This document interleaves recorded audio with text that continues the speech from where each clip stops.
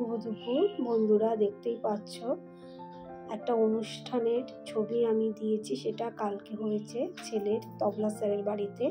শুধু তবলা বাজানো নয়, গান বাঁশি বিভিন্ন রকম অনুষ্ঠানের মধ্যে দিয়ে টিচার্স ডেটা পালন হয়েছে। তো টিচার্স ডেটা কীভাবে পালন হয়েছে তোমরা দেখতে থাকো।